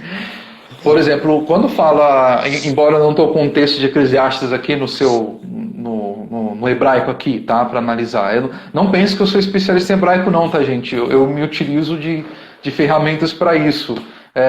Interlinear, tá? Não tenho vergonha nenhuma de dizer que eu ainda não domino as línguas originais. Porém, por exemplo, quando se fala do espírito voltar para Deus, a gente tem que fazer a pergunta: o que ele tem como, o que ele pensa em espírito? Ele está pensando no nosso eu, na nossa identidade, a nossa personalidade, a nossa alma, seja lá como você queira pensar. Ou ele está pensando no fôlego de vida, como Deus soprou o fôlego de vida lá em Gênesis. Quando Deus forma o homem, ele pega o corpo, né, ele pega a terra, o barro, faz o corpo, ele sopra o fôlego de vida. Tá? Nem toda vez que o Antigo Testamento fala em espírito, está falando de algo constituído em si de personalidade ou entidade. Às vezes está falando de sopro, de fôlego, de vitalidade. Certo? Então não necessariamente dizer o espírito volta para Deus nessa passagem. Posso estar enganado, tá? Posso estar enganado. Mas só aqui só estou realmente jogando lenha na fogueira para dizer que a questão não é tão simples assim. Mas, vamos assim dizer, deixa eu ler aqui de novo a pergunta. Eclesiastes 12:7 fala que o espírito volta para Deus. Já vi comentaristas afirmando que todos vão para a presença de Deus, mas que os ímpios vão... É isso que eu falei. Não necessariamente eu posso pegar esse texto de Eclesiastes para falar então que todo mundo vai para a presença de Deus, porque simplesmente eles entendiam que o corpo que Deus criou precisava de vitalidade e Deus sopra o fôlego de vida, tá? Então, no Antigo Testamento, essa ideia de tricotomia, de corpo, alma e espírito, não é bem como nós pensamos hoje em dia, tá? Se a pessoa pega as teologias bíblicas, a pessoa vai se deparar com mentalidade um pouco diferente, tá bom? Então, por exemplo, ali em Gênesis não é necessariamente a ideia de um espírito sendo posto no homem, um espírito que é uma personalidade ou uma entidade. A Bíblia fala que o homem se fez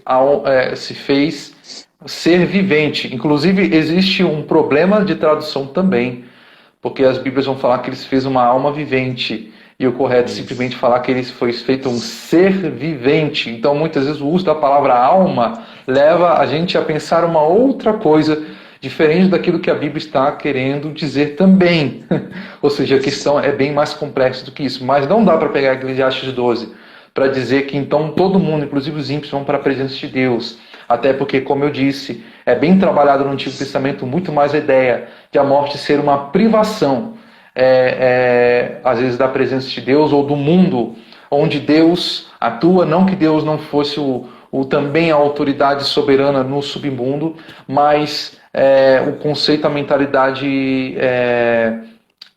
como eu falei do Salmo 88, depois, se a pessoa se não pegou o início da live, depois você leia com calma o Salmo 88, que lá vai chamar o mundo dos mortos de terra do esquecimento. Inclusive você vai achar muito nos Salmos, os que descem a cova não podem glorificar ao Senhor, não podem louvar ao Senhor. Por quê? Porque descer ao mundo dos mortos, morrer, é estar privado, inclusive, desse contato. Como eu vou glorificar o Senhor e engrandecer a Deus? Isso é feito no mundo dos vivos, onde as bênçãos são desfrutadas, onde a comunhão é desfrutada, onde o contato com Deus acontece. Para eles estava relacionado à terra prometida, à aliança e à experiência do tabernáculo, do templo. Então, se afastar disso tudo era se afastar de Deus. Então a mentalidade é outra. Tá vendo, pessoal? É muito importante ter saber de contexto histórico, cultural, saber de interpretação, saber ler os textos, né? Conhecer os autores, que ele estava querendo dizer, cultura da época. Vamos ver, não sei se vocês repararam que vários temas que trabalhamos aqui não conseguimos tratar de forma simplista, né? Mas, Israel, tô vendo que o povo tá acanhado, né? Não tá tendo muita Gente, pergunta. aproveita e faz pergunta. Se alguém lançar alguma pergunta para a gente finalizar, né? Se aparecer alguma pergunta, você pode responder, claro. O que essa compreensão de vida após morte? Nos deparamos agora. Há uma vida após a morte. E essa vida vai nos remeter a dois estados, né? Porque é complicado você falar local. Local. Mas a dois estados, né? Embora a ideia de local também, não, agora, nesse contexto de céu e inferno, Não o tem Hades problema. já não seja um problema tão... Então, nos deparamos aos seres que vão sofrer a ira de Deus, né? O julgamento de Deus, não que os justos não estarão lá no julgamento final. Mas, de fato, quando sabemos que há uma punição e há uma recompensa, né? Como devemos, o que isso impacta na nossa vida cristã? Será que tem algum impacto ou não? Né? Quem vive achando que não há vida após a morte, vive diferente daquele que acha uma vida após a morte. Quem vive achando que vai se reencarnar e voltar, ele vive diferente do que acha que é uma vida após a morte, não há esse lance de reencarnação. O que isso vai culminar na nossa vida cristã, quando compreendemos, sabe, tudo que você nos falou, claro que já mudou a nossa forma de ler a Bíblia, de ler o conceito sobre inferno, de ler esse conceito sobre céu e inferno, essa vida após a morte. O que isso resulta na nossa vida cristã, essa compreensão? Eu acredito que isso impacta profundamente. Talvez um dos assuntos que mais, uma das questões que mais impactam na nossa vida é isso. Isso acaba virando um norte para as nossas escolhas. Se a pessoa realmente tem em mente que, nossa, eu vou ter um galardão, vou ter uma recompensa, ou o oposto disso, se a pessoa atenta para isso, eu digo se a pessoa atenta porque talvez a maioria passe a vida ignorando isso. Né? De que vai ter consequência, vai ter um destino final. Ignorar isso impacta também profundamente. É um assunto assim que não tem como sair ileso. Qualquer opinião que você tiver sobre isso, de alguma forma vai afetar profundamente quem você é, o que você faz. Por exemplo, pessoas que acreditam na reencarnação, elas não precisam de um salvador. Uhum. Não precisa de um salvador. A gente vê hoje em dia no Brasil, eu não vou me aprofundar tanto nisso aqui, porque a gente pode fazer isso em outra live também, sim, mas que hoje em dia no Brasil o espiritismo é muito associado também a crer em Jesus Cristo. Você vai entrar no centro espírita, vai ter alguma pintura de Jesus lá. Muitos consideram também, misturou, né? Falam, também acredito em Cristo também. Mas a necessidade de um Salvador acaba sendo zero. Porque se eu for condenado, a condenação vai ser numa próxima versão de mim. E não vai ser uma condenação eterna no inferno ou algo assim. Não existe se perder para sempre. É muito diferente. O peso que as coisas têm é outro também. Né? Eu também posso levar a vida de uma forma assim, bem mais... Olha, se eu não fizer as coisas muito certas aqui, eu vou ter uma outra vida para tentar acertar as coisas. Né? Ou ainda entra, a gente nem tocou nesse assunto aqui, podemos talvez deixar em uma outra ocasião também, que é o purgatório. Existe purgatório, existe esse plano de existência que não é nem o céu e também não é nem o inferno. Será que o mundo espiritual é tão restrito a só 2 lugares? É uma pergunta interessante também. Só tem lá em cima e um lugar de fogo embaixo? É isso? Só isso? Não tem mais camadas entre uma coisa e a outra? Né? A Igreja Católica, por exemplo, trabalha a ideia de purgatório e eles consideram cristãos. Então, de certa forma, essa ideia, como ela acaba se infiltrando ali e afetando a vida de muitas pessoas que se consideram cristãos de vertente, vamos dizer, católica. Né? Mas isso mexe profundamente. Se a pessoa, por exemplo, é um ateu, um materialista, vai morrer, não tem mais nada depois da morte, nossa, isso vai afetar profundamente a vida da pessoa. Inclusive a ideia de moralidade, ela precisa de fundamentos, que é a ideia de um Deus, de um juízo, de certo e errado, você desconstrói tudo.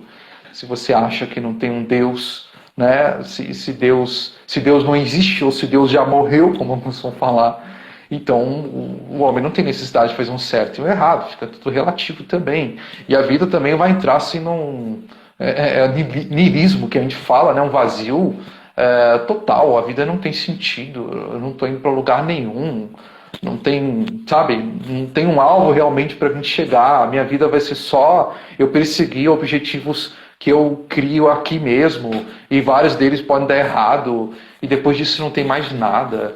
Então, assim, eu acredito realmente, um pouco do que a gente falou no início aqui da live, a gente precisa repensar muito como cristãos. Eu estou falando principalmente que a maioria das pessoas que estão nos assistindo deve ser cristãos. Nós não temos que fugir desse assunto. Não fuja desse assunto. Não fuja desse tema. Não é que você tem que gostar da morte. É muito diferente eu gostar da morte ou coisas mórbidas, ou ter uma mentalidade simplesmente suicida ou depressiva, coisa que pode acontecer inclusive com cristãos, né? Tem cristãos deprimidos. Mas, por exemplo, Paulo ele não tem prazer na morte em si. Ele tem prazer em estar com o Senhor. É muito diferente. E ainda assim, Paulo quer mais do que tudo a ressurreição. Paulo não está 100% contente em simplesmente morrer e ir para o céu. Ele quer a promessa completa, a esperança plena é de ressurreição. Então, infelizmente, nós cristãos acabamos adotando uma postura muito similar ao dos incrédulos, que eu não gosto de pensar nisso. Fazem de tudo para a gente não parar e pensar nisso. A gente não pode agir dessa forma. Quando a gente pensa na morte, como o Salmo 91 diz, Salmo 91, 90, né? Que fala, ensina-nos a contar os nossos dias, ou seja, a gente precisa ter a noção e consciência da brevidade da vida para que a gente alcance um coração sábio. Você nunca vai ser, de fato, uma pessoa sábia se você não considerar a morte e a brevidade.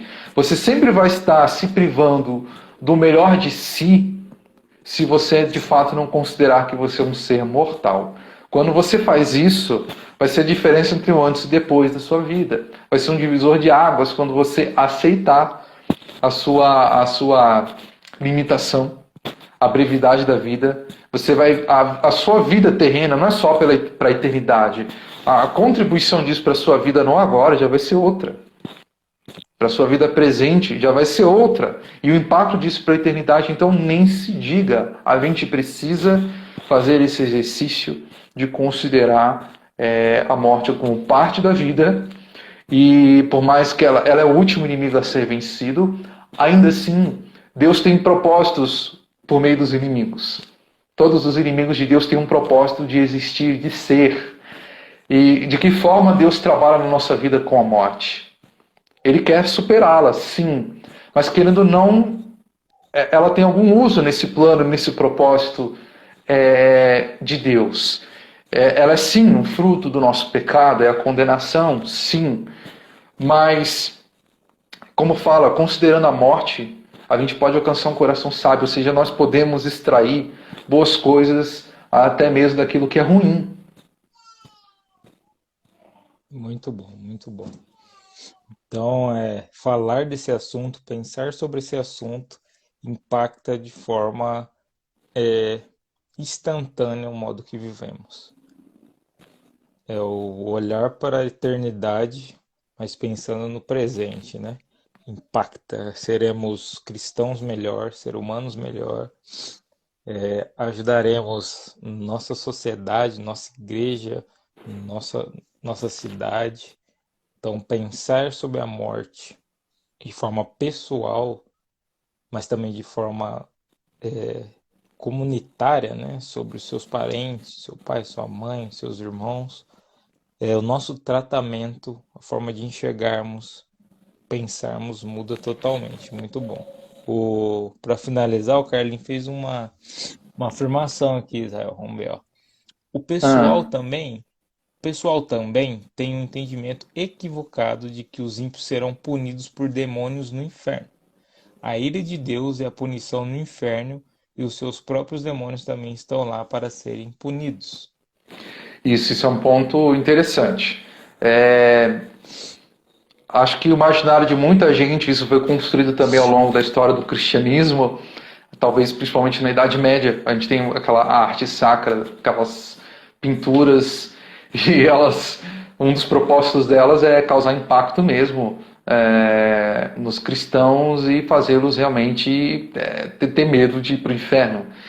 E a ideia que muita gente tem é que o inferno é tipo assim, é o palácio de Satanás, é o parque de diversões onde eles põem todo o sadismo deles, né? Toda a maldade e crueldade deles, onde eles fazem tudo o que querem. A Bíblia fala que o inferno foi criado para Satanás e seus anjos, mais especificamente o Gehenna, tá? Vou aqui ser mais específico. Enfatizar. Existe uma condenação final para eles, e de fato o inferno, o lugar de condenação é dedicado a eles também. A eles também. E a Bíblia fala, como eu falei, do Tártaro, espíritos em prisão, que provavelmente é referência a seres angelicais que pecaram no passado. Então, o inferno não é uma coisa que nós, seres humanos, olhamos assim com total terror, espanto, e o diabo gosta do inferno. A gente vê quando Jesus vai expulsar a legião do endemoniado gadareno, os espíritos imundos ali estão implorando, não mande a gente pro abismo. Talvez o abismo ali seja o Tártaro. Talvez o Tártaro. Mas você vê que morrendo de medo. O diabo tem medo disso. O diabo tem medo disso. É o destino final. Não é só uma preocupação para o ser humano, é uma preocupação para todos os que se rebelam contra o Senhor. De fato, se a gente pega a Bíblia, nós não temos em si ali nenhum vislumbre dos demônios torturando pessoas no inferno. Realmente essa imagem não aparece. O que nós temos talvez sejam parábolas, aí entra aquele ponto. A parábola usa questões do dia a dia para fazer analogias. Você não pode levar na parábola as coisas ao pé da letra. Tem, por exemplo, a parábola do servo, daquele servo, esqueci o nome que o pessoal dá, aquele servo que teve uma grande dívida perdoada, mas ele não perdoou alguém que tinha uma dívida bem inferior. E aí depois o rei descobre isso e desfaz toda a misericórdia que tinha dado àquele homem, e então fala que ele será levado e pelos aqueles carrascos, né? Ele vai ser lançado na prisão e dá a entender que os caras não vão alisar ele, né? Dá a entender que ele vai sofrer punição. Ainda que fala de punição ali, da figura de carrascos ali, não está dizendo que são que o sentido onde Jesus quer chegar é de que demônios vão torturar pessoas. O texto não chegou a fazer essa afirmação para a gente dizer, então por causa dessa parábola eu acredito que demônios torturam pessoas. Nós não temos isso na Bíblia. Essa imagem realmente ela não está ali, essa noção não está ali. Mas nós temos a noção de um lugar de castigo, um lugar de trevas. Jesus fala, vai ser lançado nas trevas, onde há ranger de dentes, onde há fogo, onde o verme nunca morre. Mas você não vê ele falando de demônios realmente torturando pessoas. Nós temos, e aí talvez seja um assunto para uma próxima live sobre vida após a morte, que é entrando, até sugerir isso para o Evandro, né, sobre EQMs ou experiências de quase morte, né, onde você vai encontrar relatos de um monte de pessoas falando, olha, eu morri e eu tive a experiência de ir para o inferno e voltar. E você vai ter histórias, inclusive se você entrar em alguma livraria cristã, você vai encontrar, por exemplo, o livro Divina Revelação do Inferno, da Mary Baxter, onde ela relata a história dela. Aí entra, se a pessoa vai acreditar nisso ou não, isso é outra história, não é a Bíblia, eu sei que não é canônico, né? Mas você vai ter esses relatos de pessoas que vão falar que de fato presenciaram cenas aterrorizantes e horríveis, e nelas eles viram pessoas sendo, vamos assim dizer, torturadas por demônios, além de outras coisas também. Então, assim, por isso que é interessante a gente, essa primeira live, o foco é o que a Bíblia tem a dizer. E na próxima, né, acredito que a gente vai acabar seguindo essa linha. Não digo que vai ser a próxima live em si, mas a próxima que a gente trata de vida após a morte. A gente analisando mais essas opiniões ou relatos extra-bíblicos. Né? Que isso é outra história que a gente também precisa avaliar isso. Mas primeiro a gente precisa saber o que a Bíblia diz. A gente tem que estar em pé bem firme. E a Escritura de fato não fala de demônios torturando pessoas. Não fala que eles são os carrascos ou os agentes de tortura e punição. Fala pelo contrário, das pessoas sofrendo na presença dos santos anjos no juízo final. Os anjos vão estar lá como testemunhas das pessoas que vão ter a condenação final, mas nem também está dizendo que os anjos vão torturar as pessoas também, tá? Sim. É isso aí, galera. Desmistificando aqui muitos pensamentos, por vezes nem bíblicos, né? Bem fora. Né? Eu vejo que cada live nossa desmistifica muita coisa, talvez ensinada por filmes, por livros, por séries, né? Por contos, enfim, por experiências, mas nunca é ensinada pela Bíblia. Pessoal, vamos finalizando aqui nossa live. Obviamente, teremos que ter uma parte 2, né? Que o Israel tocou no final, é que a gente precisa tratar alguns temas, experiências. Eu acho interessante falar sobre isso. É algo muito falado, né? Algumas pessoas até... E aí? Verdade? Nego fala que foi pro céu. Tem nego que vai pro inferno 3 vezes por semana. Outros vai pro céu. E realmente eles veem lá. O que é isso? É alucinação? É real? Pode acontecer? Não pode?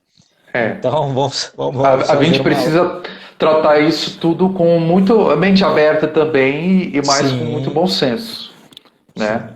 Então vamos ter uma parte 2 sim, então fiquem atentos. Valeu aí, Carlinhos, falar que nós é fera, coitado de nós.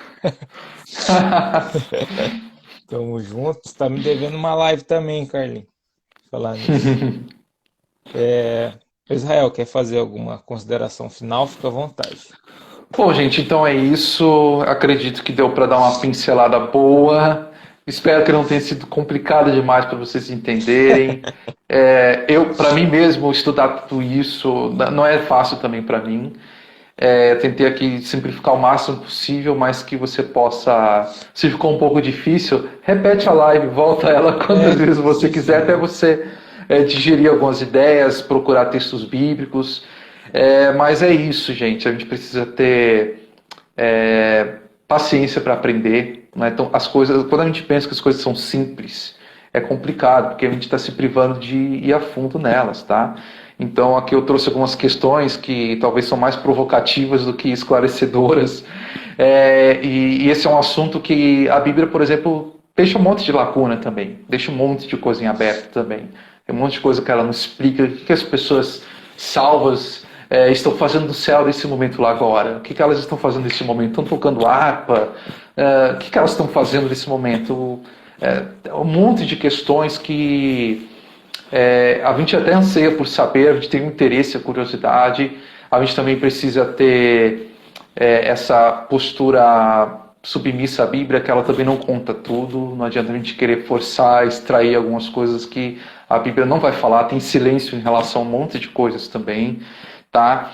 E por isso mesmo, como a gente não pôde tratar tudo aqui nessa live, tem muita coisa acontecendo na atualidade, e realmente eu tô empolgado para a gente, se Deus quiser, se a gente não morrer até lá, se Deus quiser, a gente faz uma live tratando de assuntos que são bocados sensíveis, que inclusive podem assim desafiar a nossa fé cristã, né? Que podem conflitar com as nossas crenças, mas a gente não vai fugir do assunto, não.